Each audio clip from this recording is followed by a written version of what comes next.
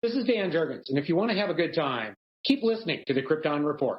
Jason J. Lewis, the voice of Superman on Justice League Action, and you're listening to the Krypton Report.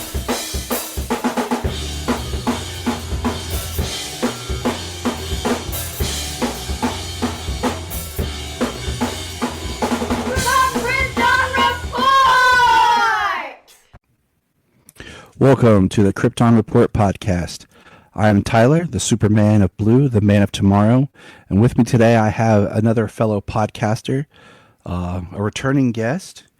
This man is no newcomer to comic movies, Mr. Perry Constantine. Hello, sir. Hi, Tyler. I'm looking forward to talking about this with you. Yeah, so this episode kind of came out of a conversation Perry and I had. We had recorded an episode for his show, Superhero Cinephiles and everything, but he's also dipping into comic book runs about Three Jokers.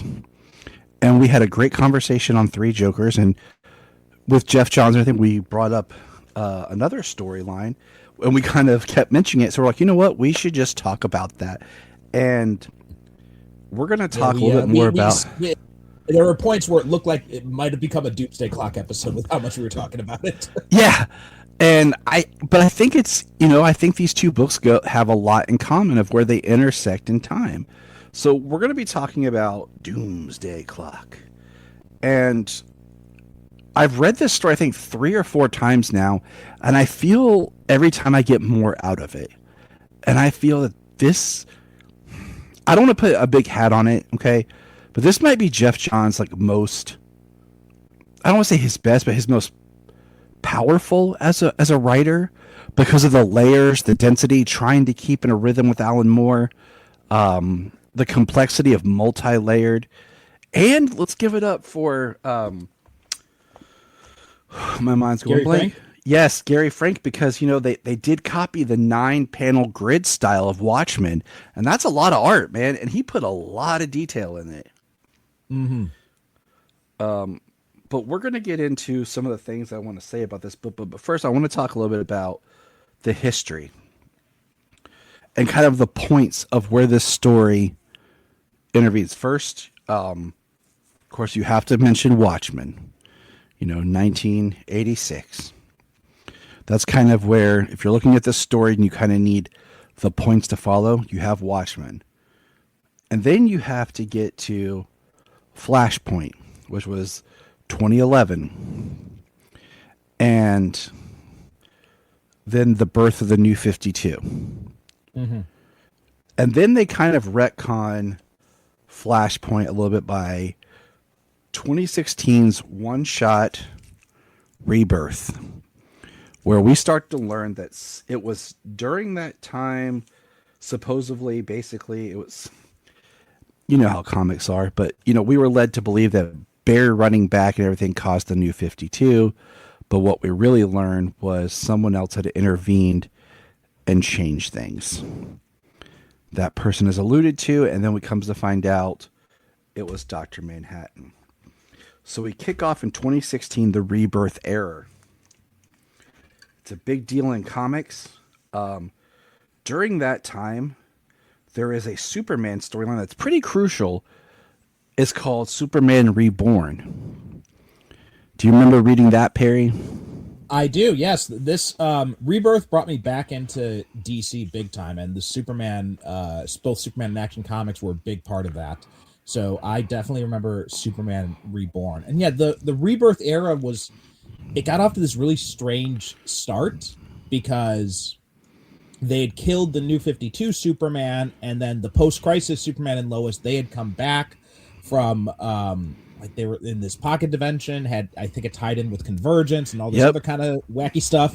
So then you had this situation, which was really kind of weird because although you had really great creators working on those books, you had Dan Jurgens on Action, and you had Tomasi on the Superman book, which was all really cool. But it was also this weird status quo because Superman had died, Clark Kent had died, and then here we had the post-crisis Superman, who's now the new Superman, and you have like everybody just kind of like, who the hell is this guy? We don't really kind of trust him. So it was this really kind of weird situation. where you didn't have the Clark Kent aspect at all. Lois was still mostly working under her ex persona for a while. And then it wasn't until Superman Reborn that they kind of like reconciled everything. So yeah, it was, and I'm not sure how much of that kind of stuff was, done because of delays with Doomsday Clock or stuff being pushed back, because and we're going to get into that. Okay. And yeah, we're going to teases of stuff with like the button and the whole Mr. Oz thing, and we're going to hit that. That's hitting. We're going to hit that too before we. So, and that's why I'm saying like we're hitting that. There's so much to talk about, but we're just trying to lay the groundwork. The Superman Reborn, why it's important is because basically when the New 52 Superman died, he represented the red energy, and the post-crisis Superman represented the blue energy.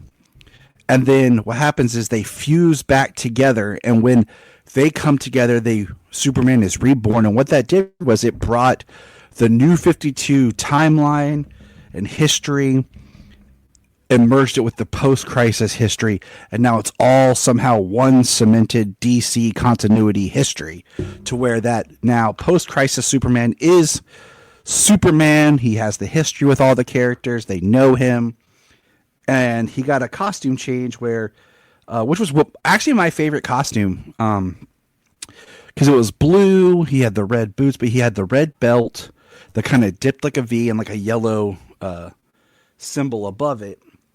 And that, continued on. And that's kind of like what helped, like I said, bring all the history together. Now, there was a 4-part run, which I have here, that you mentioned, The Button. This cover drove people crazy. Right, yeah. Batman number 21, Flash 21, Batman 22, and Flash 22 was a 4-part arc that showed Bruce Wayne basically finding the comedian's button. It dealt with the Reverse Flash, and that was once again teasing this Watchmen event that's going to bring in Dr. Manhattan.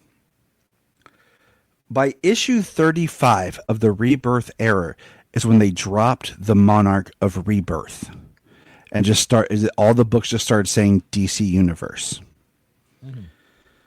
Now, Doomsday Clock started coming out November 2017. So 12 issues. And it finished December of 2019. Now, that's important because much like we talked about Three Jokers, Clock and Three Jokers were both supposed to be these continuity events that were taking place in the books.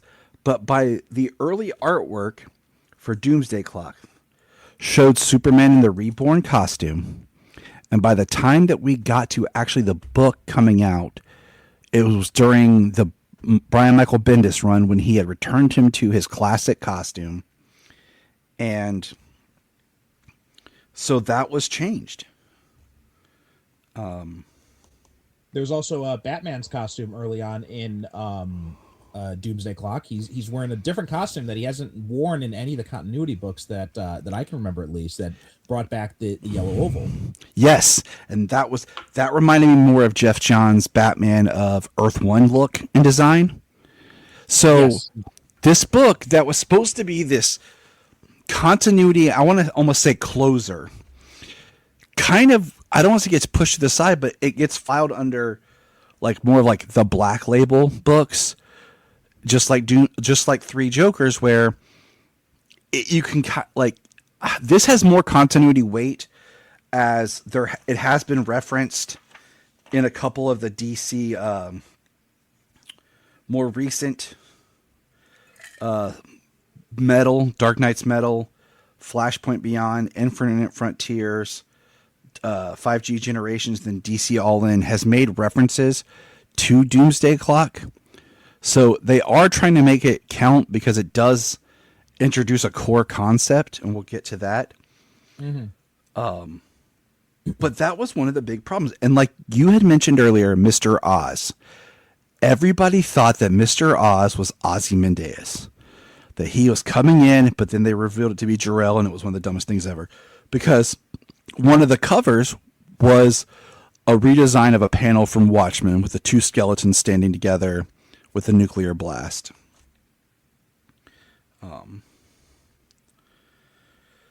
And I remember when this was coming out, because if you think about it, this is what's funny. November of 2017. Do you remember what else was happening to DC at that time, Perry?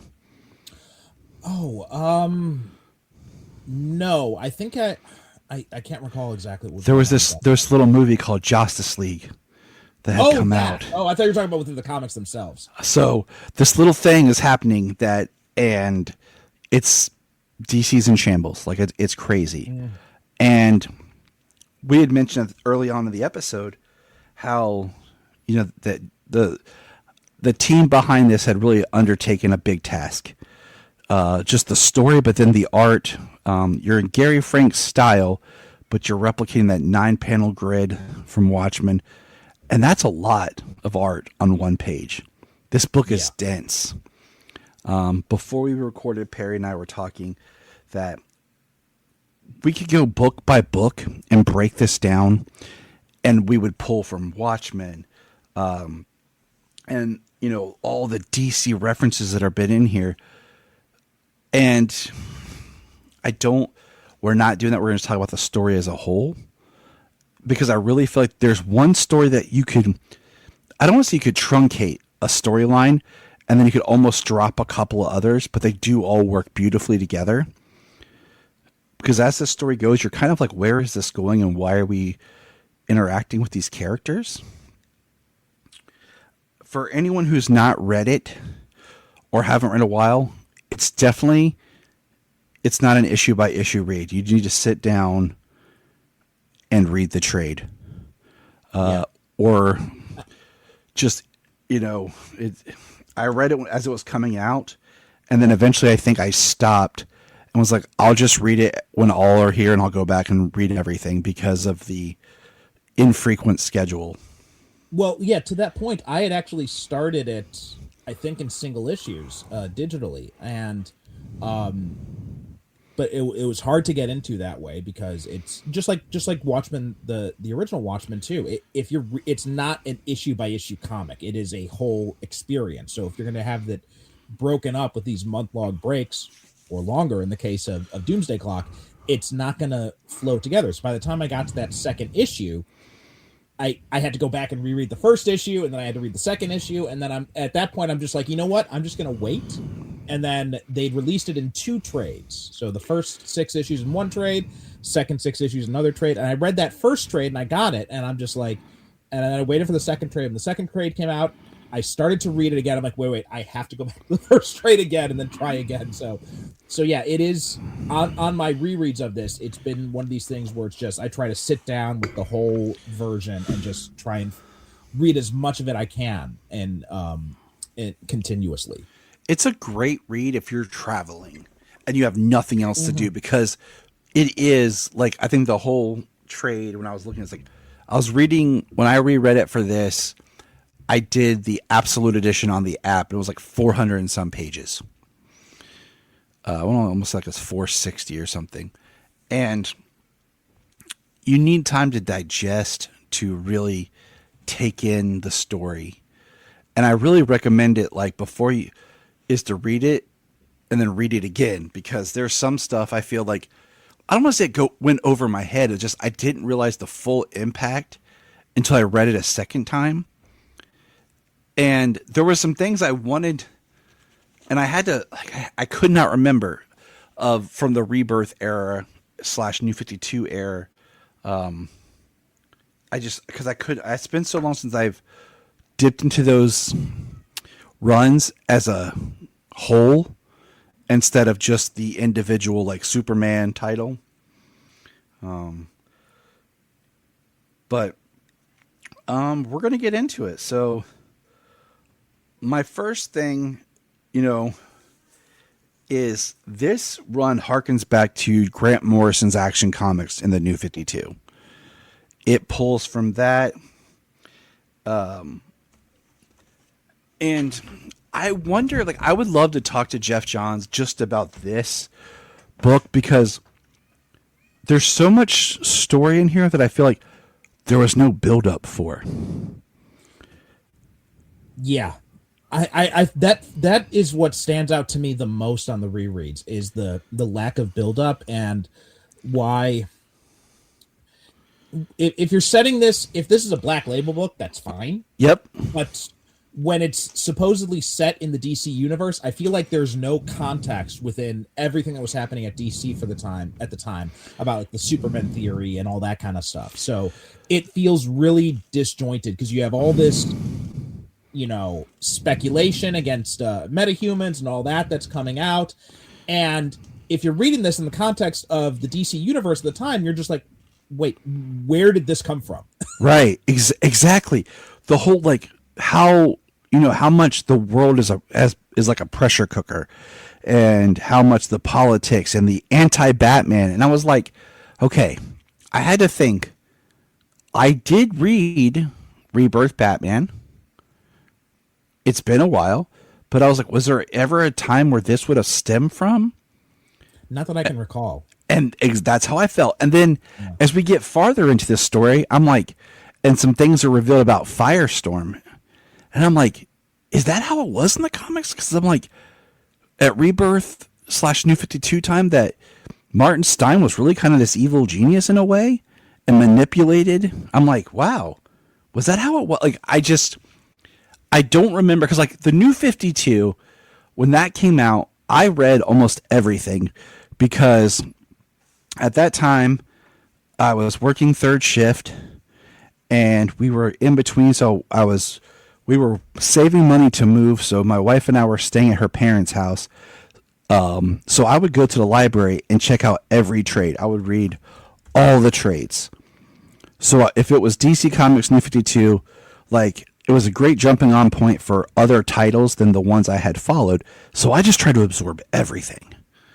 And I was trying to think back, like, it's been over 10 years since, I read all that stuff. And I'm like, I don't remember in Rebirth either, like, Firestorm.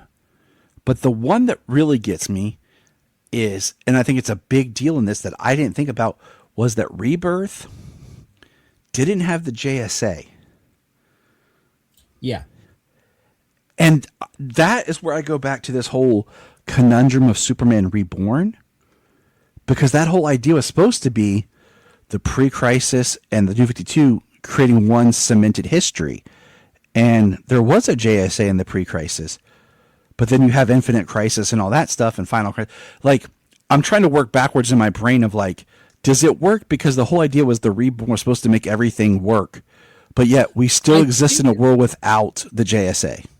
I think the way that the Reborn stuff did, and I'm not sure how much of this was true at the time, but I think what it came to be at some point was that basically we're kind of like fusing the post-crisis Superman's origin with the New 52 Superman's origin. So you've got stuff like the Kents are no longer there, but everything else is kind of like the post-crisis stuff. So it's this kind of like weird mismatch where it's like there's no JSA, the Kents are dead. Otherwise, we're mostly following the post-crisis continuity, is what I think Reborn was supposed to be. And I mean, that's kind of how it feels because that's what gets, like you said, if you go and read the Rebirth Trinity book, it's Batman, Superman, and Wonder Woman. But there's this weirdness to it because they don't know this Superman. They don't know who this guy is. Right. They just know it's Superman, but, they've interacted with evil Supermen before, too. So they don't know who this guy, like, really is. And it's a weird kind of story because you're so used to seeing these characters working together. But let's get into... I never read the Trinity book, but I remember that. I think that was one of the selling points at the time, the fact that Batman and Wonder Woman don't really know this Superman, and so like this book is kind of like how Superman rebuilds that relationship and regains their trust. I have a vague memory of that kind of being like one of the selling points of it at the time. Yeah, exactly. Man, I hate when the comics do this on the app where they don't go back to the beginning. Oh yeah. But while you're finding your page, one thing that maybe to bring up first is the idea of a sequel to Watchmen, because I Yeah. think like there are two ways to look at this, and I think depending on which way you look at it will really affect your enjoyment of this. So first off, as a sequel to Watchmen, I don't think it works. It doesn't feel it feels very kind of like I don't know how to describe, but it just doesn't feel of a piece with Watchmen in the same way that like the HBO series does, which I think the HBO series is a marvelous sequel to Yes.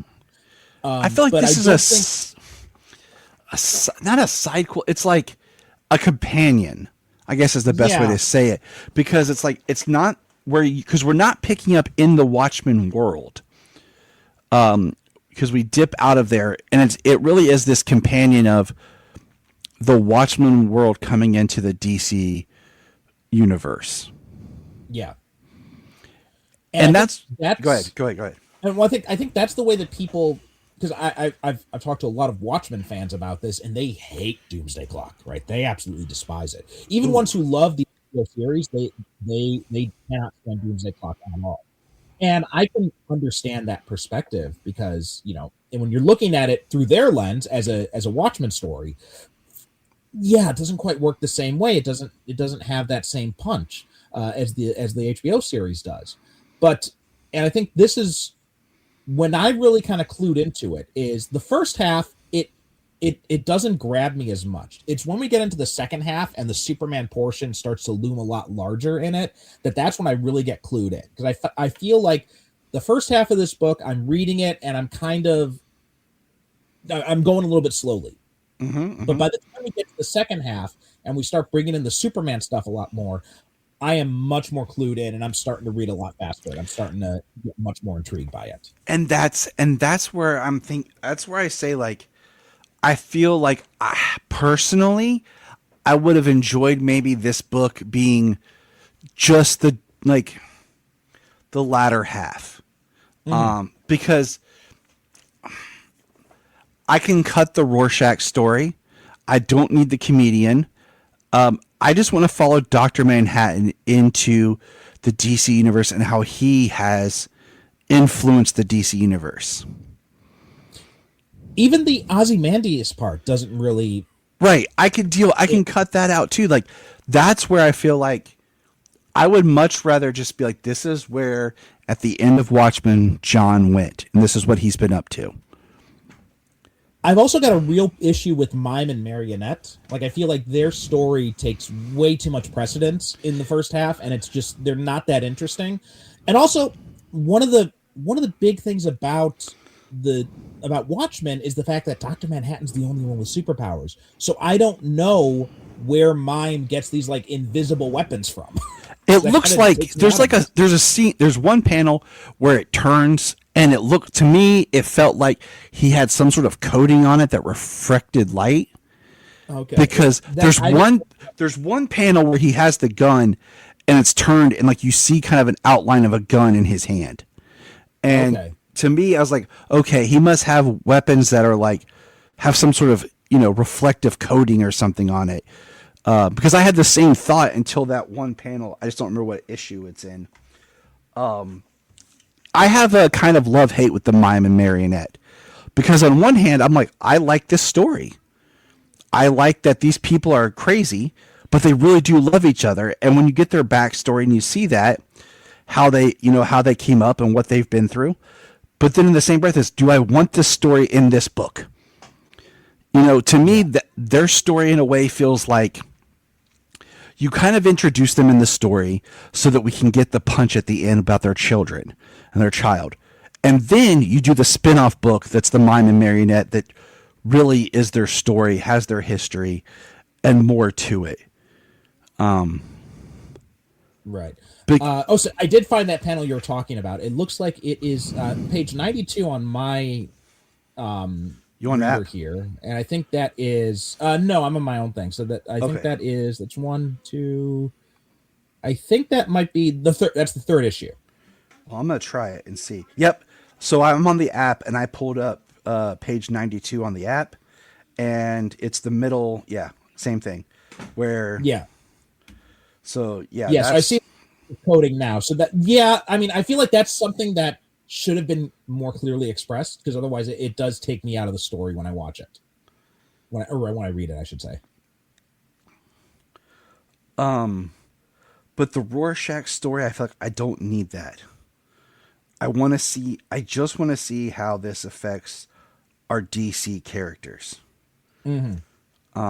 I want to see how, Ozymandias against Lex Luthor. Okay, that's kind of neat, but he does so much that I'm like, I don't care, And then, like I said, the Rorschach thing. The first time I read this, okay, I didn't care for the Carver Coleman stuff.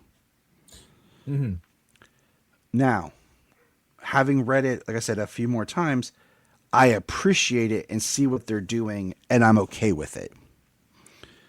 But I really like this story once Dr. Manhattan shows up. Yeah.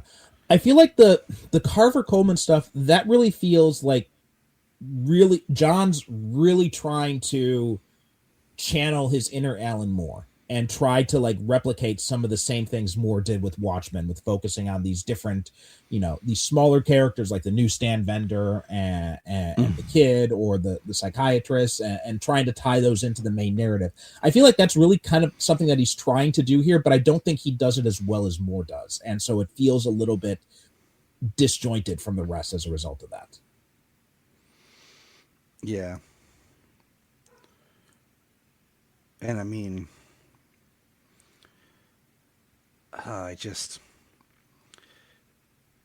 it's like I said, I like the book. Okay, I'll be honest, I like it. I'm fine with it. If I looked at it as a sequel to Watchmen, If I see this as, Dr. Manhattan interacting with the DC universe, I like it. But what makes me really like it is when we get to about the halfway point, when we're really now interacting with Superman and Dr. Manhattan. And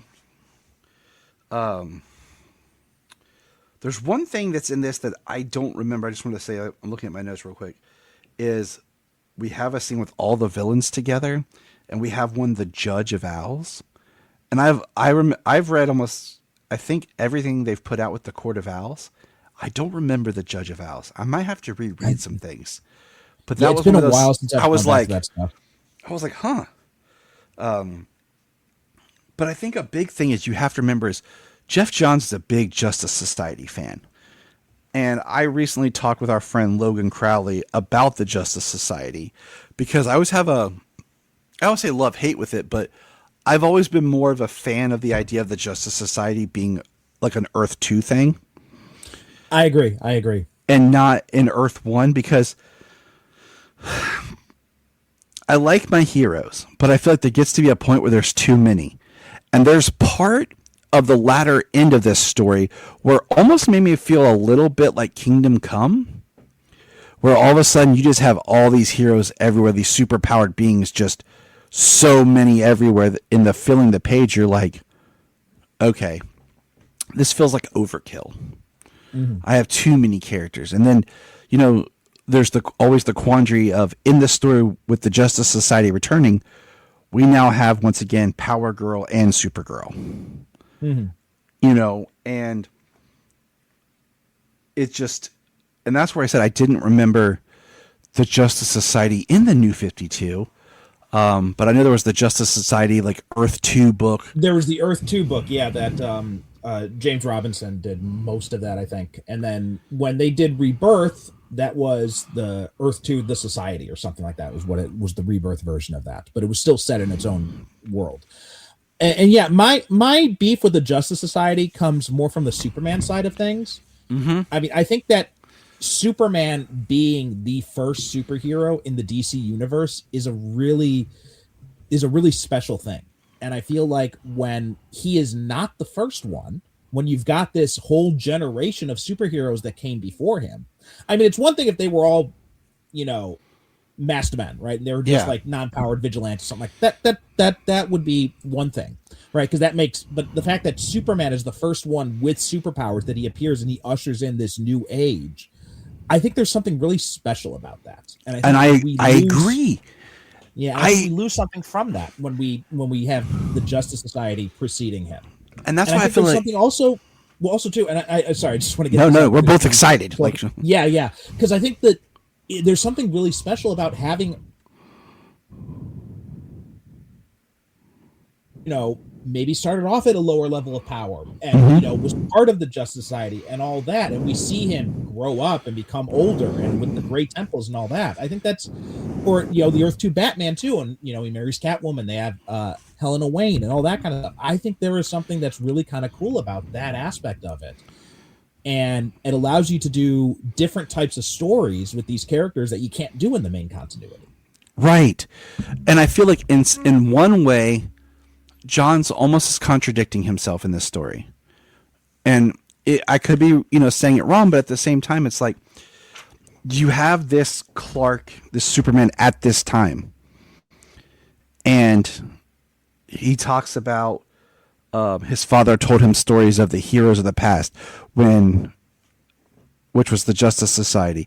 But that's after Dr. Manhattan fixes time. Because this Clark, he talks about the New 52 Clark, Superman, growing up without the influence of the Justice Society heroes and without his parents. Yeah. And well, also too, and then we get the Superboy stuff here as a result of that too.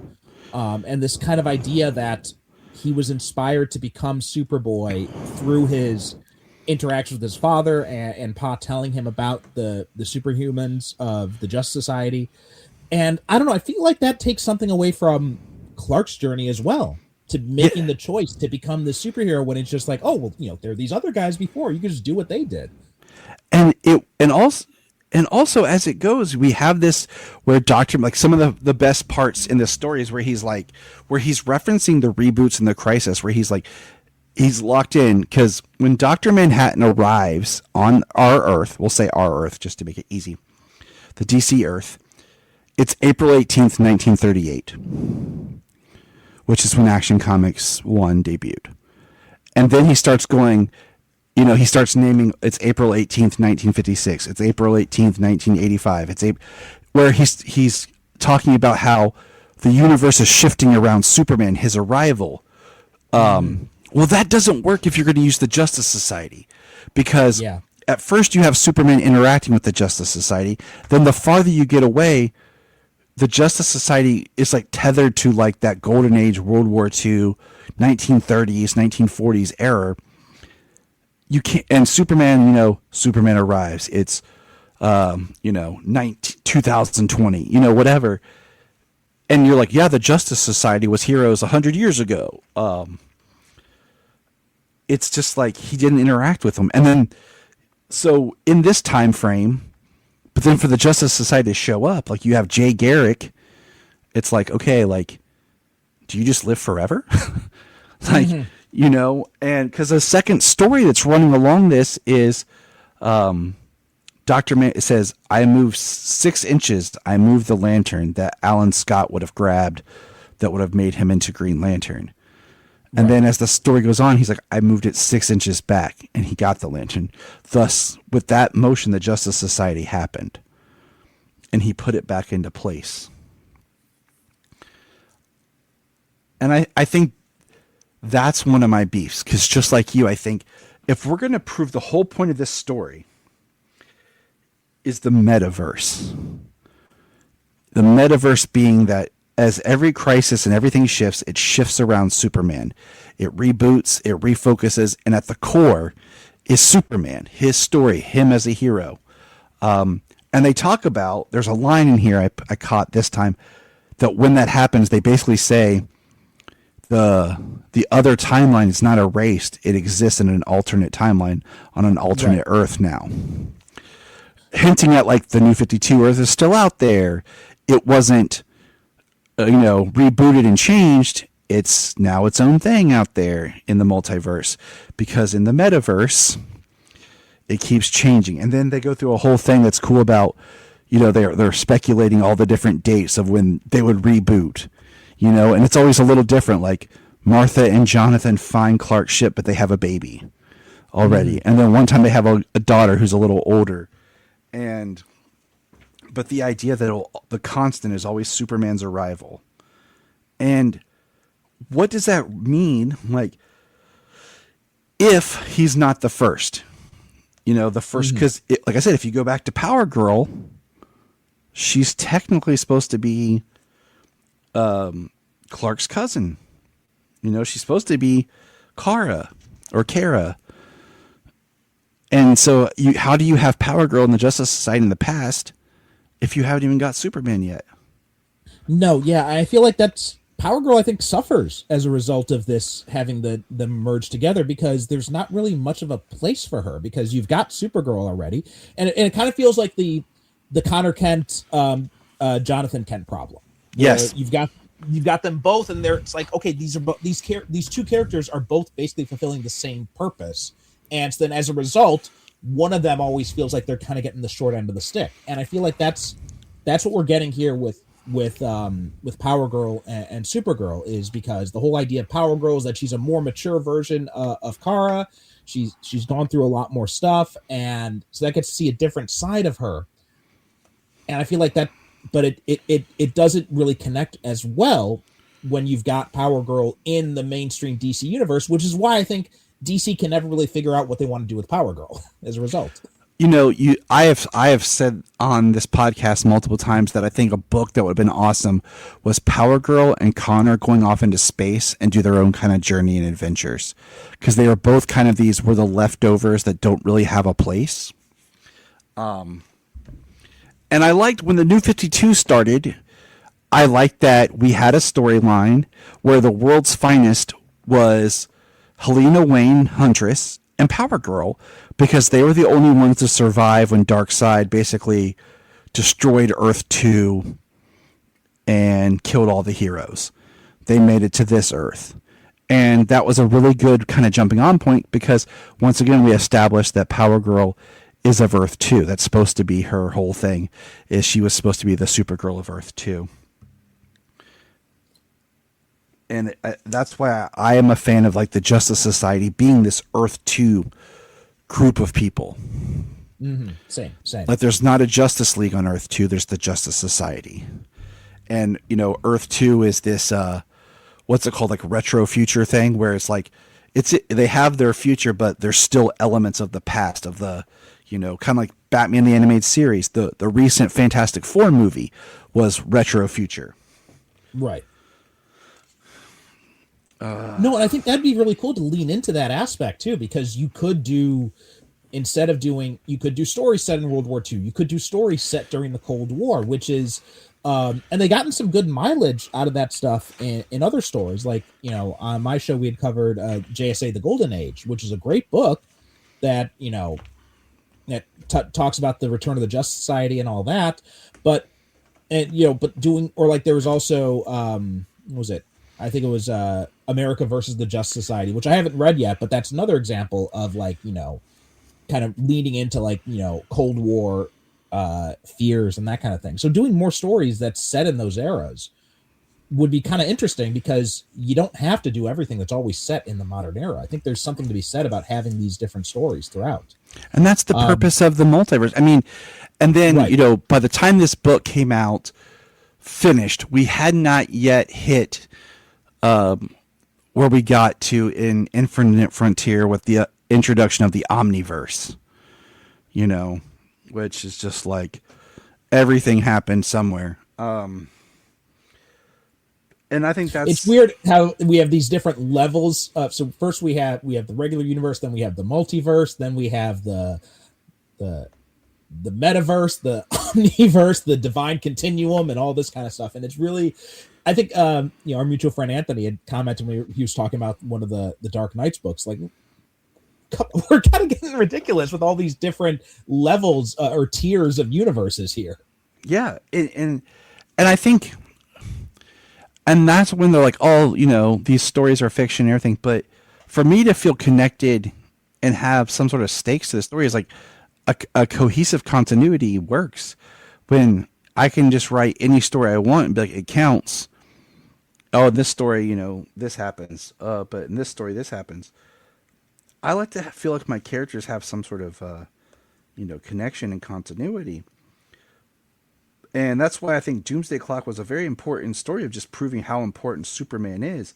And that's why I feel like there's stories in this that you could almost, where you're trying to be too serious and political and too much like Watchmen, like with the whole Russia thing, with Firestorm and how Ozymandias, create the pressure cooker of the society where they're like, Clark, don't take sides, don't get involved. And I'm like, okay, that, I don't know how to say it, but like, okay, but I feel like I'm not connecting with that because to me, this story really is about what Dr. Manhattan did to Superman and how that changed the world, how that changed him, how that changed the whole world around him, and what that made, and what Superman's existence does to Dr. Manhattan. Well, to that point, one of my probably my favorite moment in this is that confrontation with Superman and Dr. Manhattan, right? When, and that's the point where Dr. Manhattan can't see beyond. And he says, he tells him everything, right? Yeah. He says, I'm the one behind the changes in your life, the loss of mentors you've never known, friends you've forgotten. More specifically, I'm responsible for the deaths of your parents. I changed your life, Superman, out of cold curiosity. Will you destroy me for it, or will I defend myself despite my sins? Right, and this awesome panel, like Frank was on fire in these panels, just like this 3-panel layout with Superman like charging, his eyes like burning bright red. Dr. Manhattan closes his eyes, just waiting for it. Superman's punch comes through, and then he punches someone who's coming up behind him. And Dr. Manhattan's like, wait, why would you defend me? And Superman says, I don't know what to think about all this, but I do know that right now, you have a choice to make. You talk about me destroying you or you destroying me because all you see beyond this is nothing, but maybe there's a third choice. And I think that's key right there. That idea of like, and this is what, I've kind of made my peace a little bit with Man of Steel, and I've come around a lot on that movie. But one of the things that still irks me about it is not so much that Superman kills Zod at the end, but it's the fact that he does not make a decision. He doesn't try to find that third choice, right? It's you kill me or I kill them. And so Superman's like, okay, so I have to kill you then, right? But I like that idea of Superman finds a way. He's not just going to accept the binary. He's going to try and do something else. I had a joke I told my wife about that scene because Snyder puts so much religious imagery and Christ imagery in Superman in that movie. And in BVS, which I just recently rewatched. I'm like, how could you have missed him taking his hand and putting it over Zod's eye and get like a hole burned into his hand or something? You know what I'm saying? Like trying to put his hand and having it burned, trying to hold the, Zod's heat vision. I'm like, because that to me would be like the start of that third choice, because Zod's using his heat vision. So he puts his hand in front of Zod, trying to move his head and block that and taking that into his hands. You know what I'm saying? So that family can run. To me, that's the start of that third choice of like finding that way and then realizing you have even more of like, there's nothing left. And I think that's it's also a really good way of showing this difference between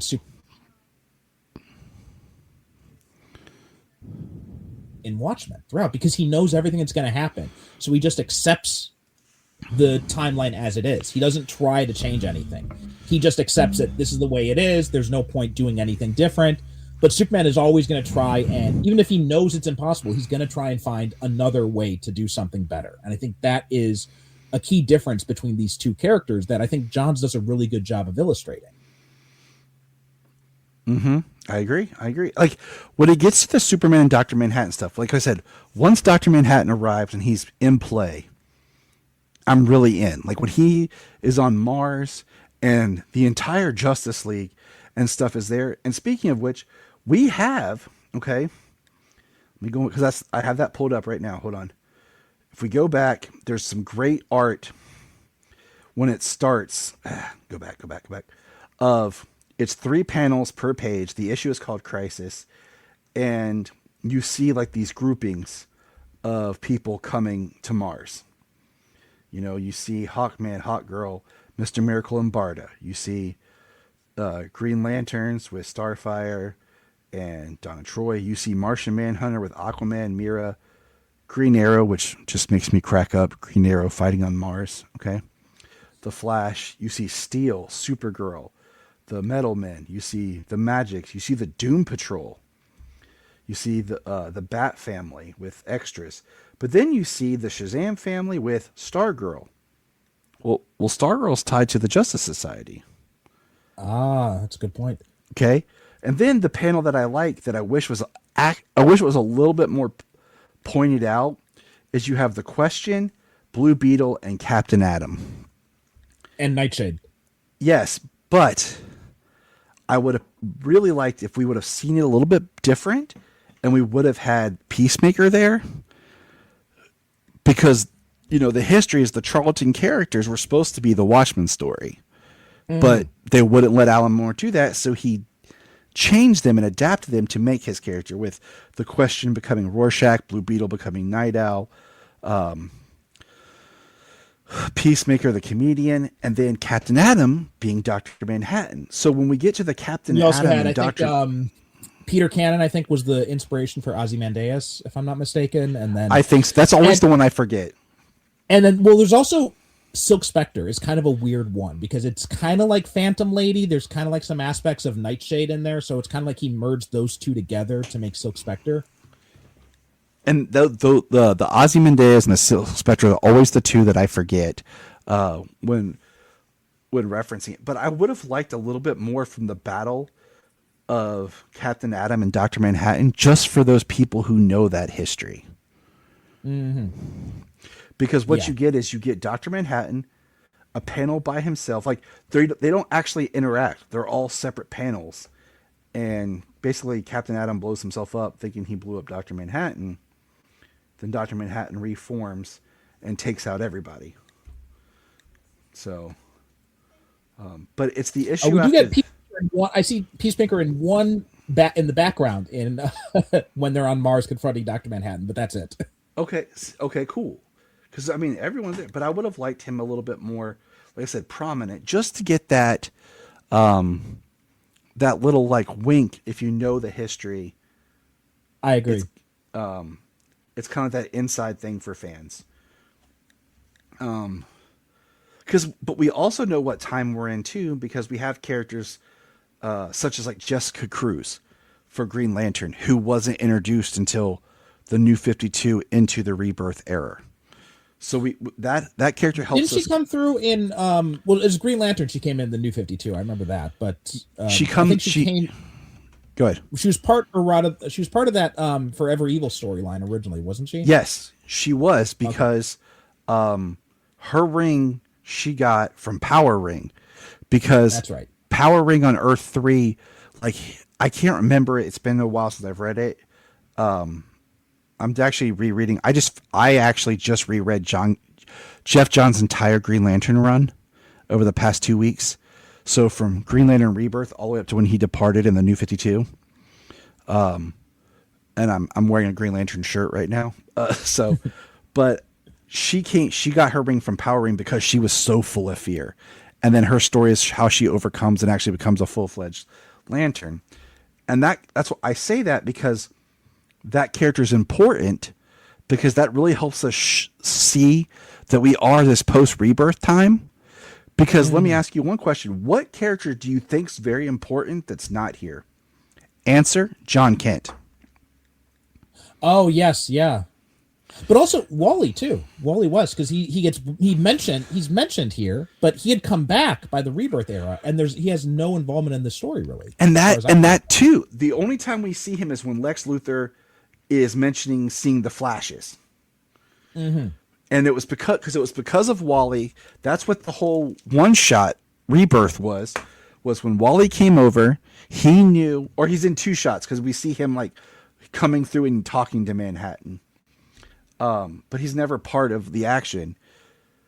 Was when he came through, because then when he touched, Barry remembers him, touches him, and then Barry gets his memories back. And then in Titans and Rebirth, when Wally interacts and touches him, they were getting their history back with him. And he was kind of this conduit thing of helping bring bits and pieces of the history back. So it is kind of weird that he's not present at all in this. But it's in the issue accident when he starts interacting with Carver Coleman, where we really start getting the it's April 18th, 19 whatever, and then he talks about the car that Superman caught, which is Action Comics. Talks about seeing him here. Then he says, I go back, he's not there. Because he talks about it and he's like, where is everything? And then this is the one I like. It's 1956. Superman is seen in Metropolis for the first time. 25 years later, the winds of change on a farm in Kansas. Jonathan and Martha Kent find an orphan boy. It's October 1986. His arrival on Earth has shifted forward again. His arrival changes again and again. And then we start seeing stuff that's like supposed to be Clark from the New 52 era. And then we're seeing stuff that's like Clark that was original Action Comics. It's 1949. A young Clark Kent sits by his parents' bedside as they pass away. It's 1956 as I watch Clark visit the graves of his parents. It's October 1986. His parents are alive.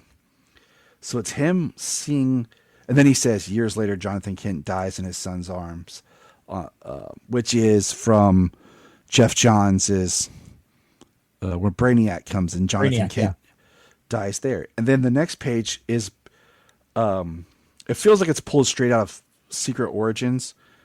I know it's a reference back to an older comic book cover at the same time. But then he talks about, he moves that lantern, that version of Superboy, and all that changes. And then there's, there's the rocket. And then, Jonathan and Martha die. And then it starts telling about how not having them, we see the T-shirt Superman, which is, of course, where we lead into the New 52. That's where we see Wally coming out. Morrison run, yeah. And everything. So this issue is really great because we are now introducing more of what he's done, how he impacts Superman, how Superman's starting to really be the pinnacle of everything for him. Oh crap! I just lost. But also, there's this key thing here too that I think is another kind of meta commentary that Johns is making. Without his parents, or the lesson, Clark grows more distant from humanity. I understand him better. I relate to him more. I feel like that's kind of a tell about the fans who are always who say that Superman is unrelatable. He's too much of a Boy Scout, that kind of thing. I feel like that's John's making a slight little commentary on that, right? It is 5 years ago, and I feel the power of changing Superman. It is intoxicating, right? And I think we're also touching a little bit on maybe throwing a little shade at Zack Snyder there too. And I agree. I'm not going to boast myself, but I've always had a better time relating to Superman than I have Batman. And that's me. It's my personality. You take away the powers and all that. I feel like I've always been able to connect with the heart of Superman's character more so than Batman or Green Arrow, even though I love those characters. And then, we were talking about the complexity of the story, is you also have Imra here interacting. And there's a thing where Ozymandias is basically saying, you no longer exist in the future because he's forgotten you and it's not happened, and she disappears. I wanted to say that before I forgot again. But what you were saying too about the Kents, I think it really plays into what our generation, when we grew, let's just look at, we grew up basically in our formative years. The new Superman was the animated series, Lois and Clark, then Smallville, and how all of those really helped set up that the Kents are alive, they're part of his world, and they're important. Right. And I think Superman is a character that he already has a tragedy that he in some ways doesn't fully grasp, but does grasp. That's what makes him and Supergirl's story so great. He doesn't need the loss of his Earth parents.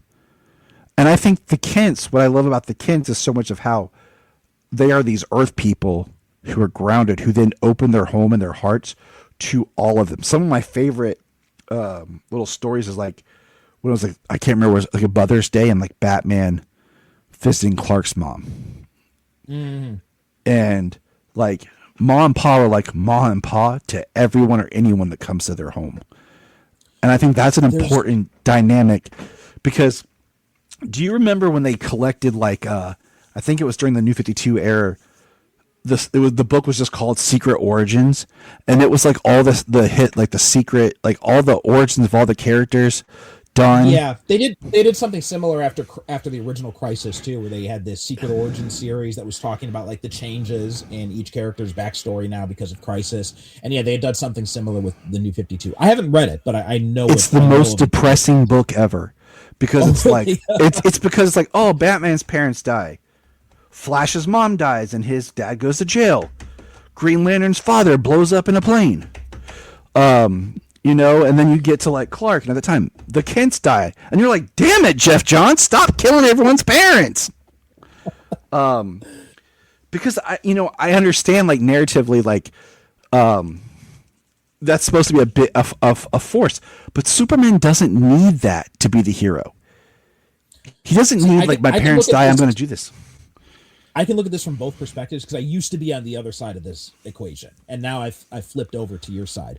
I used to, because the thing I always went back to was the moment in Superman the movie when Pa Kent dies, and then Clark is standing over the grave at the funeral, and he says, all these things I can do, all the powers, and I couldn't save him, right?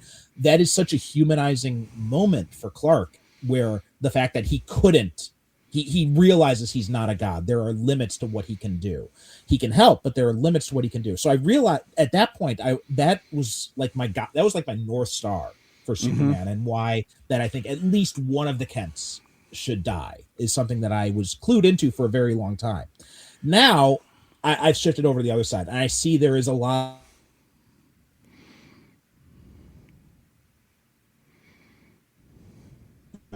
that connection, that guiding principle. Maybe it's just kind of wish fulfillment or whatever, but I do see value. I think it's more if you're doing a standalone story like Superman the movie, which where there are sequels, but it mostly a standalone story. I really see the value in in one or both of his parents dying in that. But if you're doing a continuing story, like we are in the Superman comic books, like we are in the new movies, or then I see there's a lot of value in keeping the Kents around too. So I can kind of view both sides of it, although now I lean more towards the Kents being alive. And I mean, I agree with you, like what that puts that with Jonathan dying in Superman the movie. And what's crazy is I've heard people talk, I won't say any names, about, oh yeah, Jonathan dying, that's what we have to do because that's in the comics. Technically, no. Because in the comics, both Kents were dead. And that's how it was till we got Man of Steel, where they're both alive. And it was it wasn't until way down the line during the 90s when Jonathan died. I think now when we think about like Lois and Clark or the new Superman movie, I think now Superman the Animated Series, I think now we've had more media adaptations where the Kents are alive. Yep. But Smallville killed Jonathan Kent off because, and I quote Michael Rosenbaum, that's how they did it. That's what they did in the comics. No, they didn't, Rosenbaum. No, they didn't. Because I feel like that was something that show felt like they had to do. We have to kill Jonathan Kent. It's part of Clark's story. You notice how they kind of realized they made a mistake with that, and they kept trying to find excuses to bring Ghost Jonathan back. Yes. Now, another story like Superman and Lois, they killed Jonathan Kent when he was young. Because I feel like that show was trying to pay homage to so many errors of Superman, and that's what pushed this Clark. And then Martha dies later, which worked so well for me because he was so much farther in his life and in his journey that it was okay to remove the Kents, because now in the way he's fulfilling that father role, and we're moving the story forward. And we also had an elevated role for Sam Lane in that too, which worked really well. And seeing Yes, it his did. dynamic, and to have these different styles of parenting with Clark and Lois versus Sam, I thought was really made for some interesting character dynamics, which you probably wouldn't have gotten if you had Martha and Jonathan there. Right. And then we get some cool flashbacks. Like, I recently just finished up a rewatch of Superman and Lois, and I love that show. And there's some flashbacks that show Martha interacting around Sam Lane and stuff that really, juxtaposes their parent scene. I can't even talk. But back to Doomsday Clock, like the book part where Superman's basically fighting everyone, because part of the story is Black Adam is leading this meta, like this group of meta-humans, like basically trying to overthrow the world's powers. And the only Justice League member still on Earth is Wonder Woman. And Batman. Everyone else went to space and was taken out on Mars. And, Superman's now fighting all of them. Mm-hmm. And he's yelling at Dr. Manhattan, like, whoever you are, help these people. I can't do this alone. And that goes back to what, what you're talking about, the panel where Superman punches, the guy that's coming up behind him. And he basically says, and that's when Superman pulls out, like, when he says, who is she? And Dr. Manhattan's like, she. And you find out that every time Dr. Manhattan was interacting with our Earth, our timeline or whatever, he was leaving behind the picture of him and Janie. Yeah. And then Superman says to him, maybe the darkness you see, maybe it takes everything you have to save your world. Maybe you make that choice. And Dr. Manhattan says, yes, I understand now. Everything ends. And I think this is one of the coolest panels of, like, it's I'm going to count 1, 2, 3, 4, 5, 6 panels up top of characters. And then Superman slowly being eroded, and the bottom panel is pitch black. Then the next page is a solid 1 page black. Then the next page is Gary Frank. Gary Frank probably loved this. Saw his page. The next page is 9 panels of black. And then it starts. Black, the explosion of Krypton. It begins with a child. The metaverse forms around this one and only sun. And as the panels, as you look, it's different eras, different times when he crashes. We see this like prehistoric. We see basically cavemen, the Ice Age, the Kents. Mm-hmm. And then just a note too, just on those black pages, the 6. I'm sure Frank did love it. Got very easy paycheck for those pages. But I wonder how they do that actually when they have just that kind of stuff. Like, do they give them reduced page rate or what? But I gotta feel like I'm glad that I wasn't reading this issue by issue by this point, because if I had read this in one issue and we get like, 2 pages or 2.5 pages of nothing but black panels, I would have been so pissed off and paying money for that comic. Yeah, like I paid full price for this, but it's so powerful though. Like just when you read it, it is very powerful. It's like everything ended and then he rebooted it in a sense and brought it back, because this is where he's like, it's July. Oh man, shut up, page. It's my stupid reader. It's July 16th, 1940. I moved the lantern 6 inches out of engineer Alan Scott's reach. He dies. The train goes off the bridge. It's July 16th, 1940. I moved the lantern back. I've seen people with extraordinary abilities before Clark. This is him dropping Clark off at the dance, and then you see Jonathan and Martha about to get hit by a truck. And all of a sudden, that's when you see Superboy. It says, inspired by the heroes of the past, Clark Kent steps into the light. Because of the Justice Society exists again, so does Superboy. And because Superboy exists again, as the metaverse reforms, time catches up, so does the Legion. Go ahead. Now, here's an interesting thing here, because this is another one of those contradictions that comes through, because, in the pre-crisis continuity, the Justice Society was on Earth 2, Clark didn't have any, previous mentors or anything like that, and he became Superboy anyway.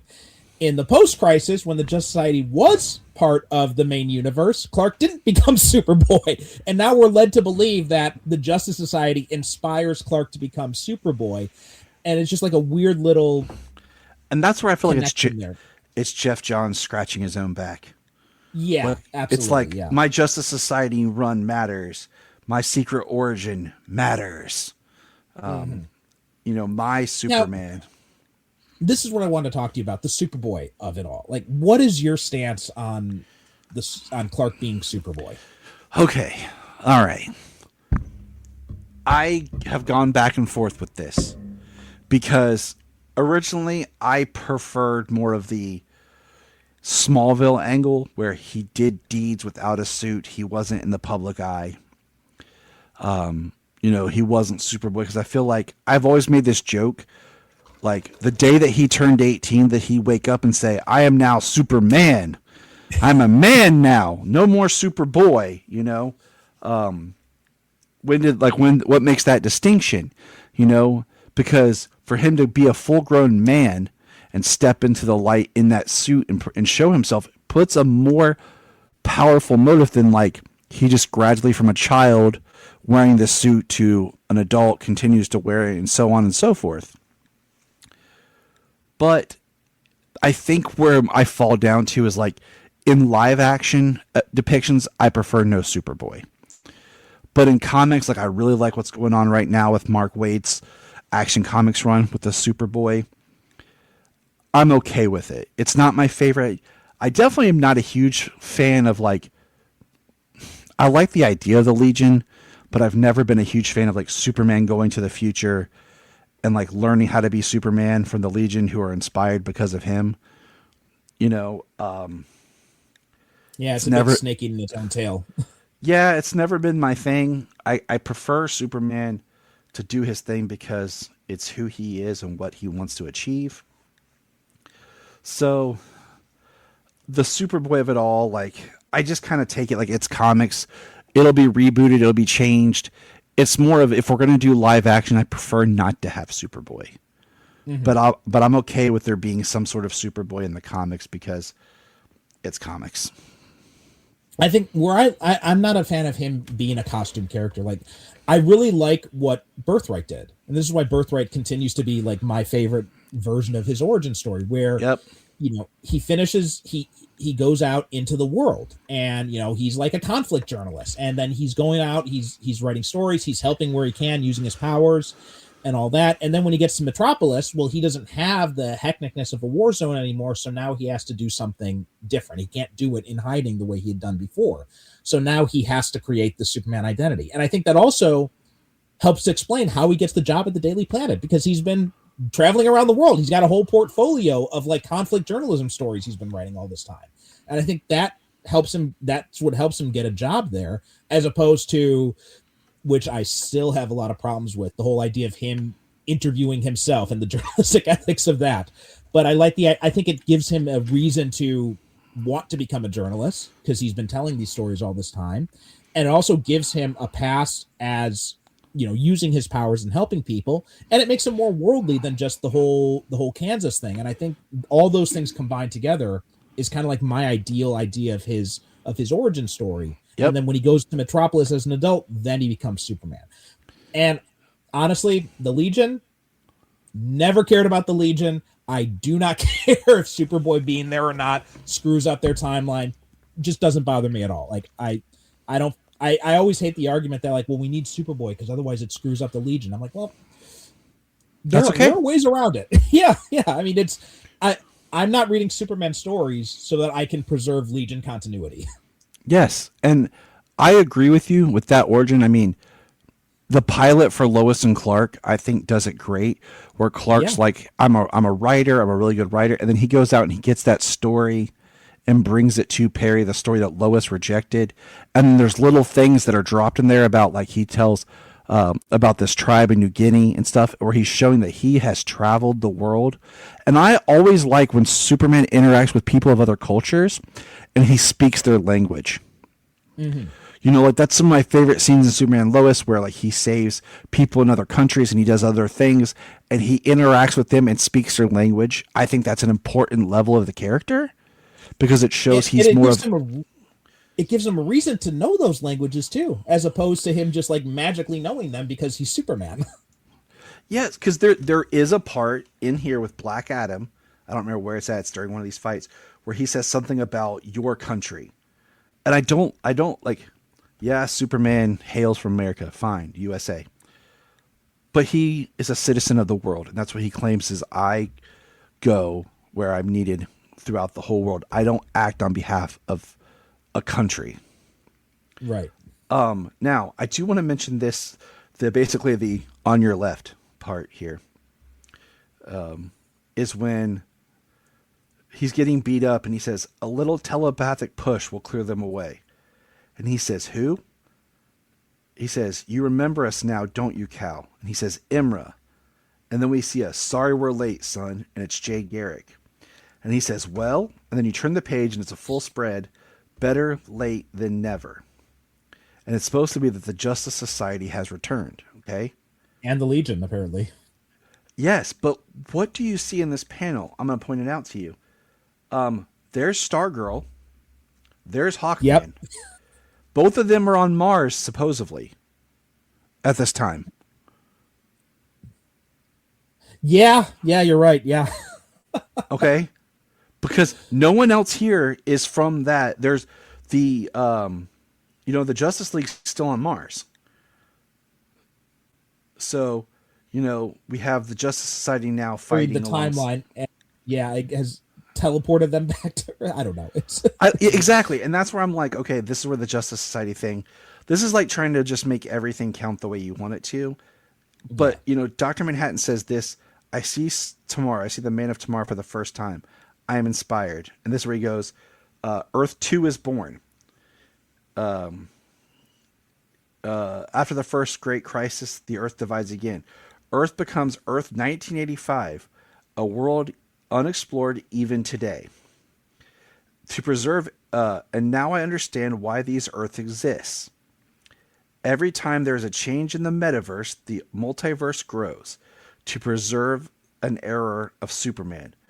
More are created over the years, including one because of my interference after the Flashpoint and this rebirth. Earth 52 is out there. I look beyond now. And this is where he goes into in the year 2020, Superman's timeline is bombarded by the reckless energy of the old gods. It's July 2nd, 2025, a crisis unlike anything the metaverse has seen that will call the Time Masters. But in the week of Superman is revitalized and it's the greatest allies return. It says change is constant. Hope is the North Star. January 2026, the timeline is restored and Earth 5G is born. Oh, that aged well. Yeah, like it is June 17th, 2026, and Superman goes on a quest to find Bruce Wayne's lost daughter so she can save Bruce's son. It's July 10th, 2030. The Secret Crisis begins. I'm going to hold DC to that one. Okay? In July of 2030, I will send out messages like, where's Secret Crisis? Hey, I mean, well, they're doing the crossover stuff now with Marvel, so it may be more likely than we think. Maybe. It's April 18th, 2038. Superman appears in public for the first time. It's April 18th, 2038 now marks a different date. Jonathan and Martha, their baby Colin, find a boy who will one day be Superman. The rocket ships arrives. The year is 2045. They find the rocket with their 3-year-old daughter, Clara, in the year 2162. In 2965, Superman appears in Metropolis for the first time. So it's like he's seeing how. Well, also you cut off right before one of my favorite lines in here. The rocket arrives, a child is loved, Superman is made. I was about to go back to that. Okay, sorry. No, you're good because that's the core. Our friend Anthony stated that too. Like, that's it right there. That's the boy. That's the crux of the metaverse of Superman and everything of what the importance is. And the last thing Dr. Manhattan talks about is we have to point out is that Marionette. It says that he saved Marionette and Mime when he stopped them in 1986 or 1984. Sorry. because everyone thought it was because she was pregnant, but it wasn't because she was pregnant. It's because he saw the future of that child. That child would then be adopted and taken care of by Hollis Mason and his wife, which turns out to be Sally Jupiter. Which means Dr. Manhattan already knew before Watchmen that she was going to leave him and marry Night Owl in the future. That's just how Dr. Manhattan works. And then, we find that things shifted, that Carver Coleman, lives, and we find out that he was gay, and that he came out as like one of the first big Hollywood actors to come out as gay. He wasn't murdered by his mother. And then, he helped change the world because he got homosexuality removed from the American Psychiatric Association's diagnosis manual. So like his story kind of pays off too. It wasn't just this kind of randomness that's there. And then we see Lois and Clark walking. They turn the corner and there's Ma and Pa. They're here now. And then we have this journey with Dr. Manhattan as he talks about the future on his world. He talks about the missing child that was marionettes and mimes from the past. But we see that marionette and mime are actually preparing to give birth to their next child, which will be a daughter. Yeah.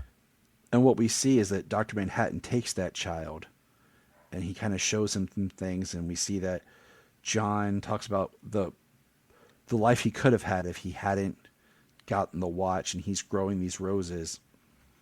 And what we see at the end is Dr. Manhattan takes the child to the Jupiters, and we meet their daughter Sally, who answers the door.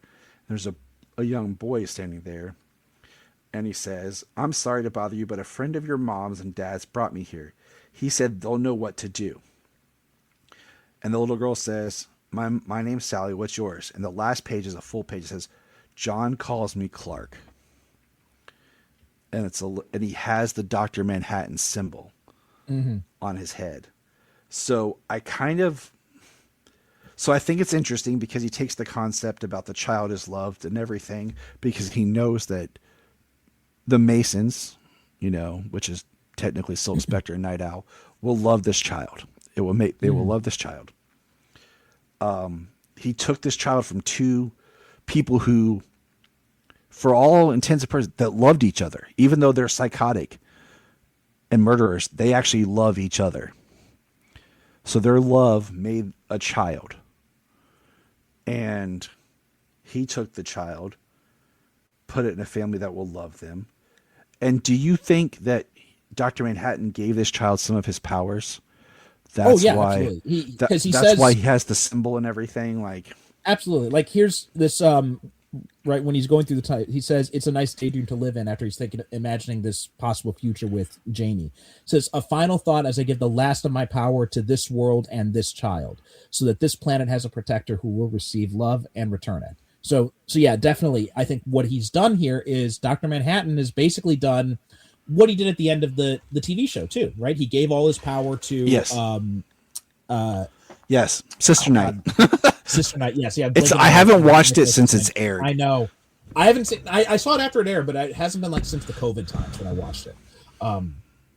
But yeah, he gives the last of his power to her, and then he's gone, right? So that's kind of what we're looking at here too. He's basically erasing himself now he's basically killing himself essentially, and he's giving his power to this new young Clark. He's basically trying to introduce Superman to his world. Right, exactly. And that's the way he chooses to try to save his world. To move it forward is by basically recreating the experiment of, the rocket arrives, the child is loved, Superman is born, So basically he's putting Superman into this world. And he's apparently popped up again. He as the Watchman, he's called.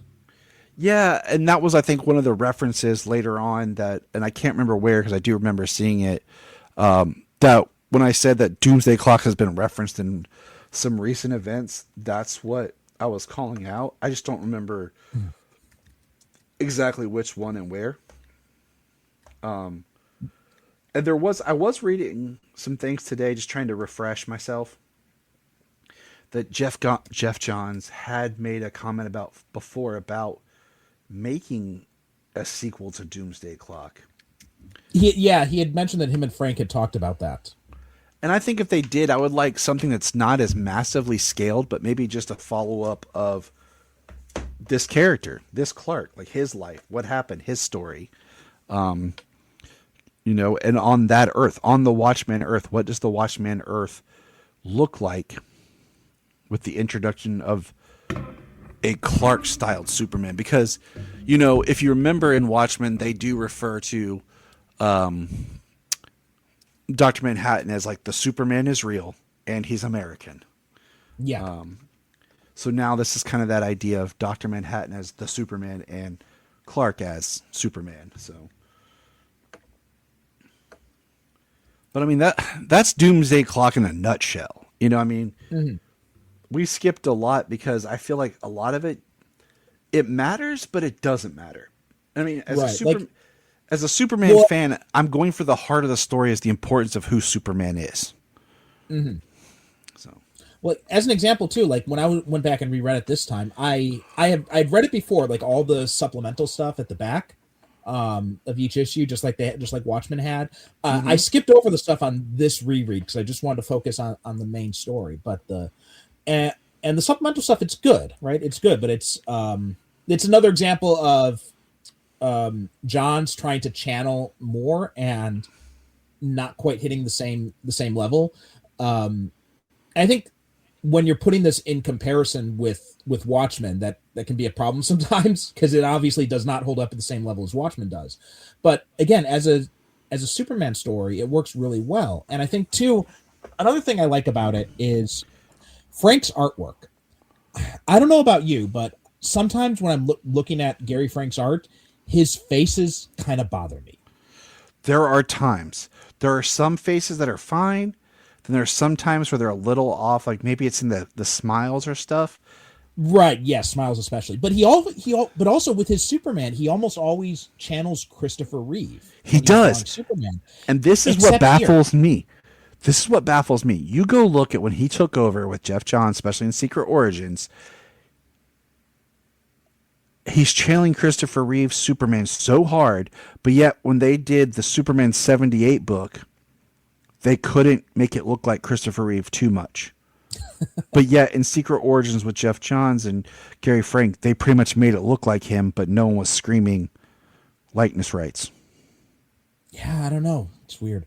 But the exception though is here, and I feel like Frank is making an attempt to kind of, just like John's is trying to channel Moore a lot. I feel like Frank is trying to channel Gibbons a lot, and not only in like in the page layouts, but even in like the way he draws these characters. I feel like there is a lot of Gibbons influence in his work in this when you compare it to something else, and I feel like that is a conscious effort on Frank's part, and I think it works here. I think it does too.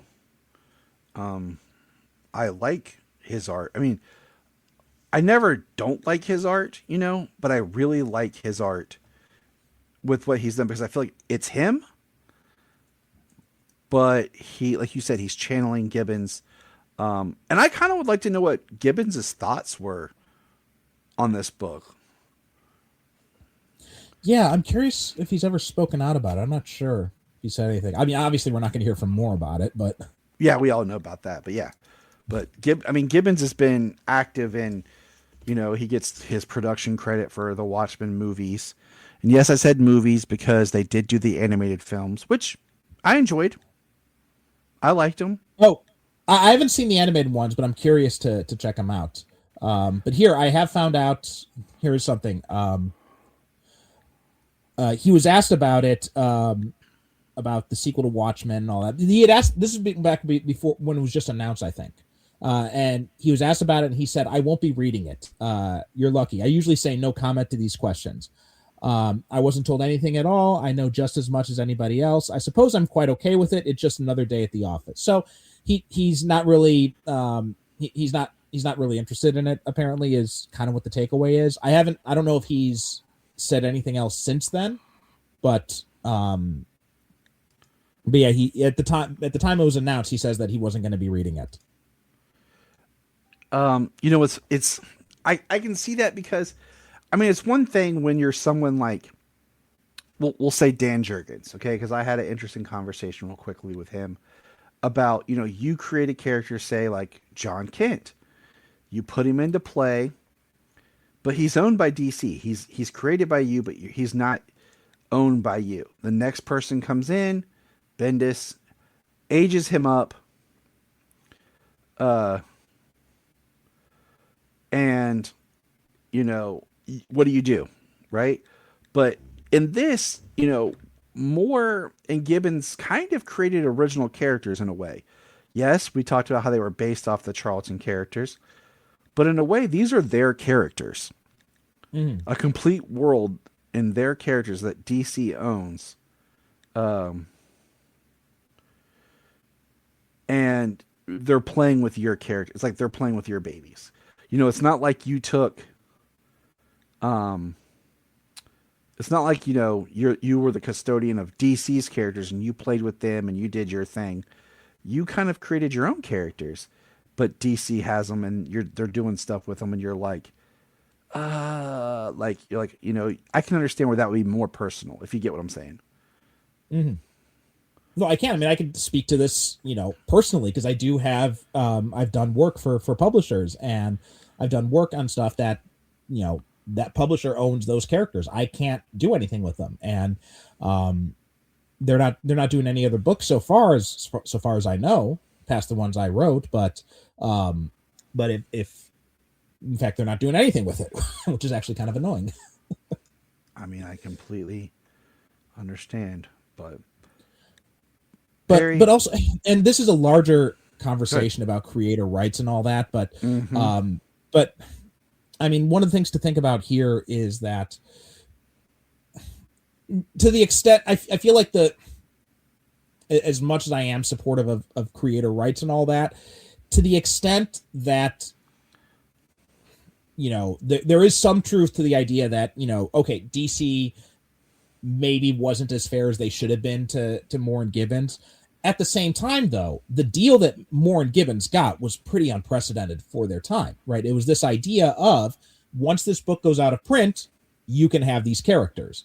And that problem is that, and at the time, that actually made sense because comic books didn't stay in print back then. The whole idea of like the secondary of the trade paperback market was pretty much non-existent at the time. So when they had this situation where the book was so popular that they always had to keep it in print, should they have probably taken another look at that deal? Yes. But at the same time, I feel like Moore saying that he was screwed and lied to by DC is kind of stretching the situation a little bit there, because that was the deal that he was very happy with at the time when he signed it. And there was interviews and appearances at conventions when he talked about the details of it, and it's exactly what the deal has been said, that DC has agreed. Yeah, that's the deal.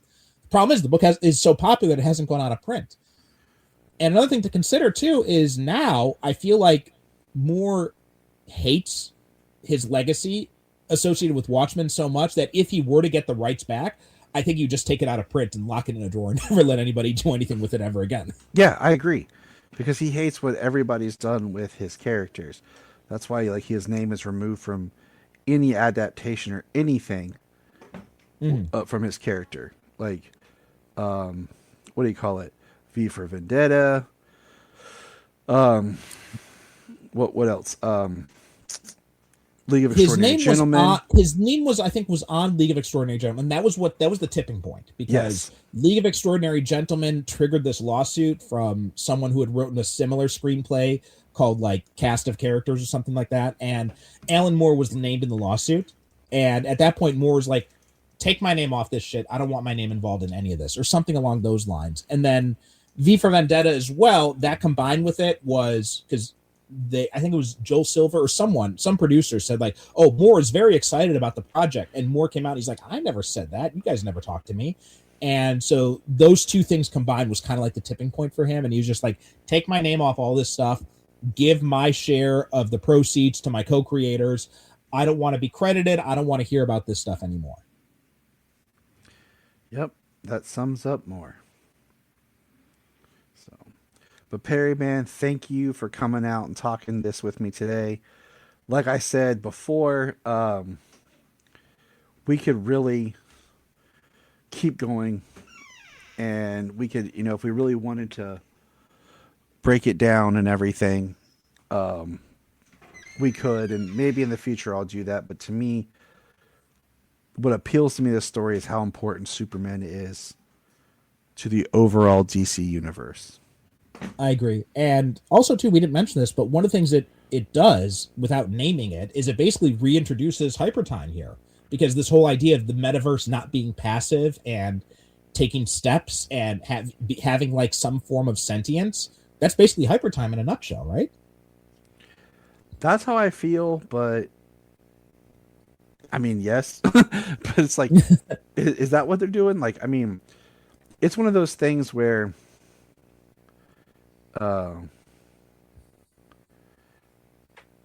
how far do you take certain things? Like you were saying earlier about it just gets crazy. Like, like I won't go down this rabbit hole, but just I think Scott Snyder's a brilliant writer. But like just some of the stuff that has like his metal and death metal, I think there gets to be a point where it's like, okay, this is like reaching levels of complete absurdity.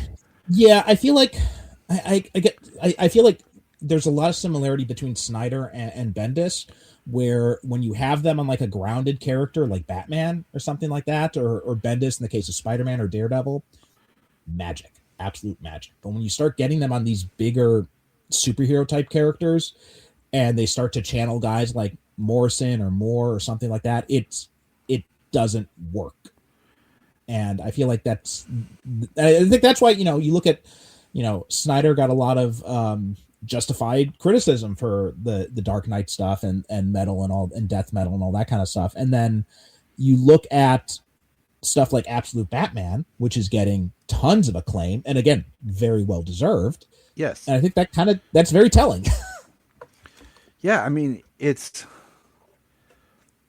like I said, I think he's some creators just have a certain lane that they fit in, right? They just and I think that's there's nothing wrong with that. And like right now, like as of this recording, James and I have not put out our KO episode, but I'm just going to say this, like KO was not the event that I felt was being pushed when it was first announced. I think it was very misleading in a lot of ways. And I think it just, like, once again, what could have been a little bit more simplistic, not simplistic, but just a more straight story became this massive, almost, I don't want to say confusing, but just overly convoluted story. Mm-hmm. Where you almost need to hear the creator tell you the story of what's happening, because you're just like, okay, what exactly is this?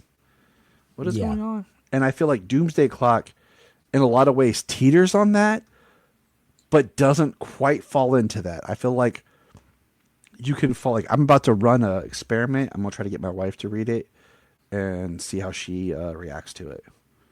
I feel like, especially early on, it feels like it's going in that territory, but Johns manages to tie it all together by the end in a way that mostly works. Like, there are some quibbles here and there, like with the characters appearing in different places at the same time type of thing, like you mentioned, but for the most part it works, and he does manage to tie things back together. And I mean, I don't personally know Geoff Johns. Like, I know there was controversy with him and all that, and I'm not getting that. That's here or there because it is what it is. But I really like him as a writer. I like what he done for the most part.